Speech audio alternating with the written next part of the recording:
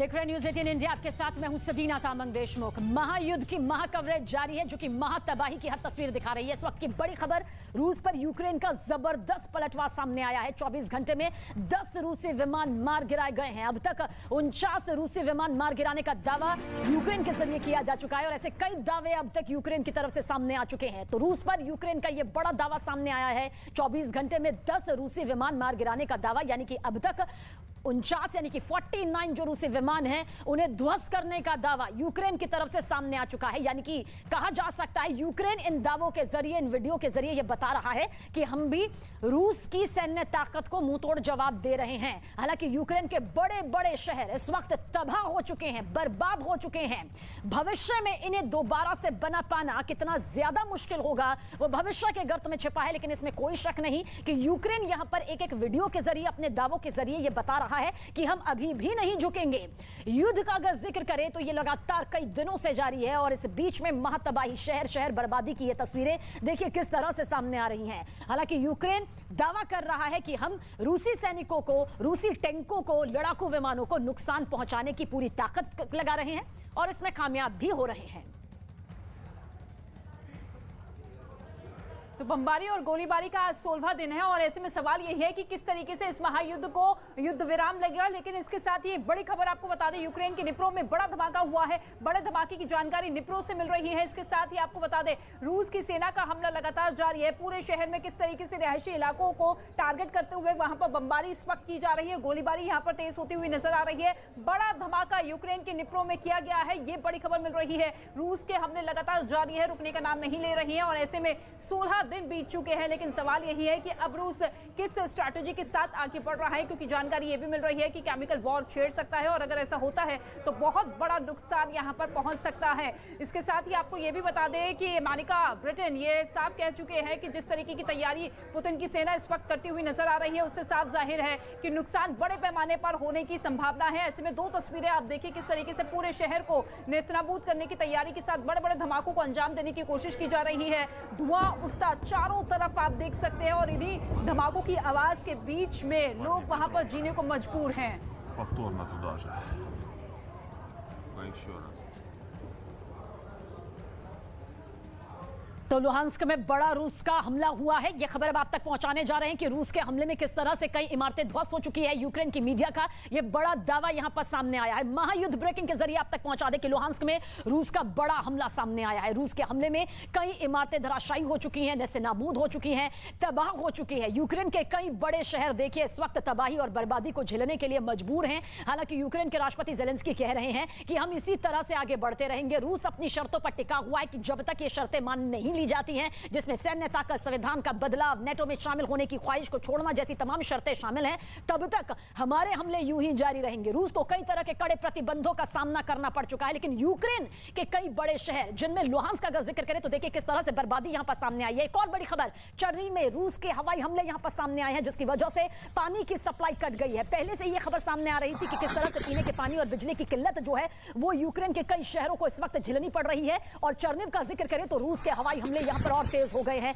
रूस के हमले की वजह से पानी की सप्लाई कट गई है। आप सोचिए किस तरह से जिंदगी अब बूंद बूंद के लिए तरसती हुई नजर आएगी। और इससे पहले भी एक और बड़ी खबर यहां पर पहुंचा रहे हैं चर्निव को लेकर, जहां पर रूस के हवाई हमले किस तरह से दिखाई दे रहे हैं। जोरदार हमले, भीषण हमले, फाइटर जेट के जरिए हमले, मिसाइल के जरिए, रॉकेट से दागे जा रहे हैं, मोर्टार दागे जा रहे हैं, गोलाबारी हो रही है।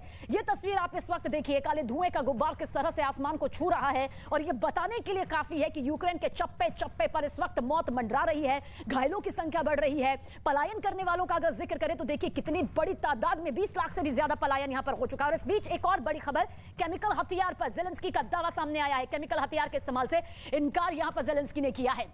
दरअसल आरोप लग रहे थे केमिकल हमले के, जिसमें ज़ेलेंस्की ने कहा है कि केमिकल हथियार पर ज़ेलेंस्की ने यह कहा है कि हमने इस युद्ध में केमिकल हथियार का इस्तेमाल नहीं किया है। केमिकल हमले की तैयारी से यहां पर इनकार ज़ेलेंस्की करते हुए नजर आ रहे हैं, क्योंकि केमिकल हथियार सबसे ज्यादा खतरनाक रहता है, जिसका खामियाजा कई पीढ़ियों को भुगतना पड़ता है। यह सिर्फ वर्तमान को नहीं बल्कि भविष्य को भी पूरी तरह से अंधेरे में डाल देता है। और इस बीच आप समझिए कि किस तरह से केमिकल हथियार का इस्तेमाल अगर कहीं से भी होता है तो वो कितना खतरनाक यहां पर साबित हो सकता है। तो रूस के हमलों में कई इमारतें किस तरह से तबाह हो गई हैं, अब वो तस्वीर भी हम आप तक पहुंचाने जा रहे हैं, क्योंकि महायुद्ध, महाबर्बादी की तस्वीर अब तक सामने ला चुका है। पहले दिन से शुरू हुआ अब तक जारी यूक्रेन रूस का जो ये युद्ध है, उस बीच एक और बड़ी खबर आप तक पहुंचा रहे हैं। रूसी हमले और ज्यादा तेज हो गए हैं, जिसके चलते यूक्रेन के 5 शहरों में रूस की जोरदार बमबारी यहां पर हो रही है, जिसमें लुत्स्क और निप्रो शामिल है। रूसी हमले ये झेलने के लिए मजबूर हैं।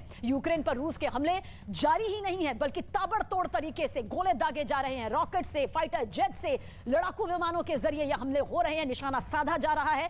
रूस एक शक्तिशाली सैन्य ताकत के तौर पर हमेशा से सामने रहा है, और ऐसे में आप सोचिए अब ये दो देशों की जो लड़ाई है किस तरह से बर्बादी की तस्वीरों को सामने ला रही है। एक और बड़ी खबर इस बीच आप तक पहुंचा दे, लेकिन ये तस्वीर भी आप देख लीजिए।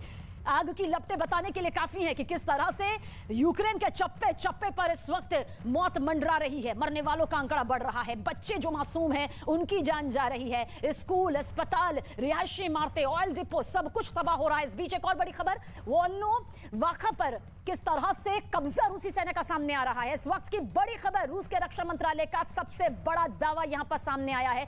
क्या यह दावा है आपको बताते हैं। वोल्नो-वाखा पर रूस का कब्जा, देखिए रूस इसी फिराक पर है कि बड़े बड़े जो शहर है उन्हें जल्द से जल्द कब्जे में ले लिया जाए। रूस को इसमें कामयाबी हासिल भी हो रही है, और इस बीच रूस के रक्षा मंत्रालय का यह बड़ा दावा सामने आया है।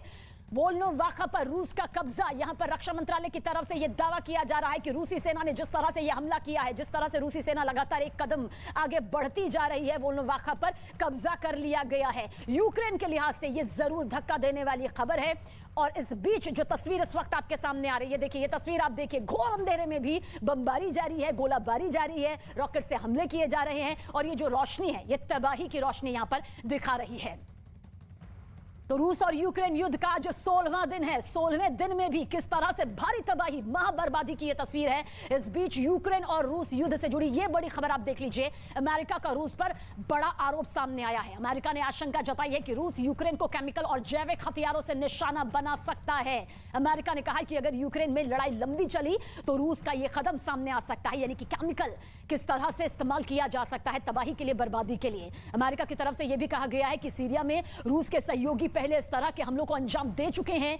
एक दिन पहले रूस ने अमेरिका पर कुछ इसी तरह के आरोप लगाए थे। तो केमिकल हमले का देखिए किस तरह से डर, किस तरह की दहशत यहां पर सामने आ रही है। और केमिकल हमले को आपको समझना होगा, यह एक ऐसा हमला होता है जो कि इंसानी सांस को चंद मिनटों में रोक लेता है, जिसके असर जो होता है कई पीढ़ियों तक देखने को मिलता है। बंजर पूरी तरह से जमीन हो जाती है, और किस तरह से एक साइलेंट किलर के तौर पर यह सामने आता है। बेहद खौफनाक तस्वीर यहां पर इस दावे के तौर पर सामने आ रही है।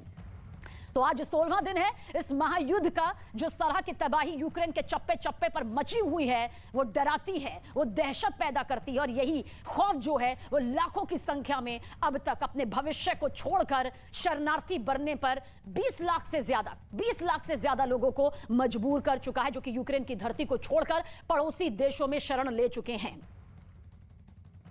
They have a history of using chemical and biological weapons, and that in this moment we should have our eyes open for that possibility. तो महायुद्ध का ये 16वां दिन है। केमिकल अटैक की संभावना, आशंका यहां पर जताई जा रही है, जो अपने आप में बेहद खतरनाक दावे के तौर पर सामने आ रही है। इस बीच एक और बड़ी खबर आप तक पहुंचा दे, मारियापोल में रूस की जबरदस्त बमबारी सामने आ रही है। थोड़ी थोड़ी देर में रूस के ये हवाई हमले देखिए किस तरह से सामने आ रहे हैं। रिहायशी इलाकों में रूस की ये बमबारी बहुत तेजी के साथ हो रही है। कई इमारतें अब तक ध्वस्त हो चुकी हैं, तबाह हो चुकी हैं। प्रतिबंधित हथियार इस्तेमाल करने का आरोप यहां पर लग रहा है रूस पर। मारियापोल में रूस की जबरदस्त बमबारी का असर किस तरह से दिखाई दे रहा है, वो तस्वीरें भी दिखाएंगे। बताया जा रहा है कि रुक रुक कर यहां पर भयानक बमबारी, गोलाबारी हो रही है। ये तस्वीर इस वक्त आप देख लीजिए। काले धुएं का गुब्बार आपको बताता है कि किस तरह से बर्बादी यहां पर अपने चरम पर पहुंच चुकी है।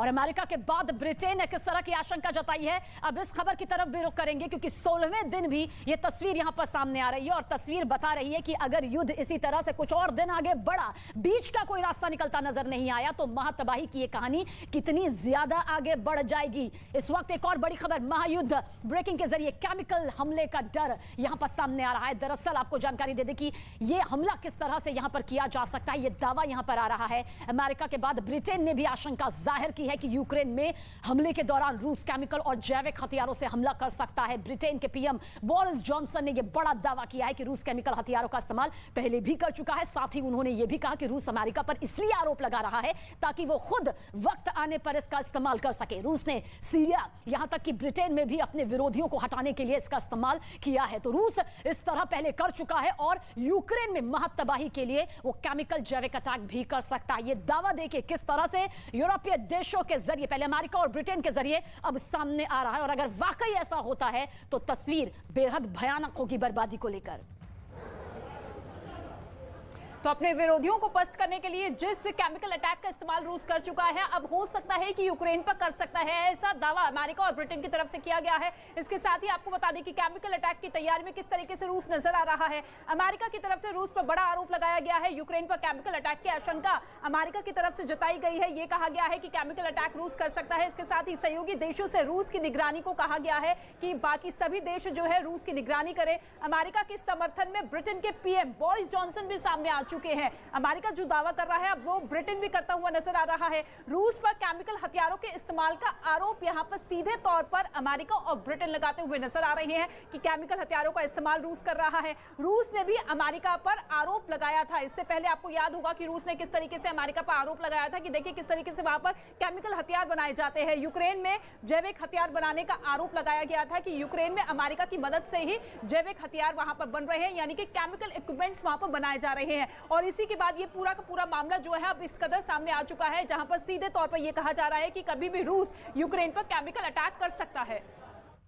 और यूक्रेन के राष्ट्रपति ज़ेलेंस्की ने रूस के उस आरोप को सिरे से खारिज कर दिया जिसमें रूस ने आरोप लगाया कि यूक्रेन अमेरिका की सहायता से केमिकल हथियार बना रहा है। ज़ेलेंस्की ने कहा कि वो एक खुशहाल देश और खुशहाल लोगों के देश का राष्ट्रपति है, साथ ही 2 बच्चों के पिता भी हैं। यूक्रेन की जमीन पर केमिकल या किसी भी तरह का कोई भी हथियार नहीं बनाया गया। ये बात पूरी दुनिया जानती है। अगर रूस इस तरह की कोई हरकत करता है तो उसे जवाब यहां पर जरूर मिलेगा। ये ज़ेलेंस्की की तरफ से साफ तौर पर कह दिया गया है।